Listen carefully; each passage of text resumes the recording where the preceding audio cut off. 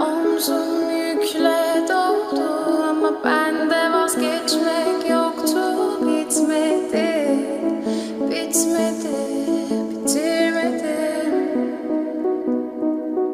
Ben özel değilim ya da öyle bir şey, ama sen varken hep böyle hissettim, böyle hissettim. Yanan her şey görünmüyor olmalı, bunu sen de hatırlarsın da artık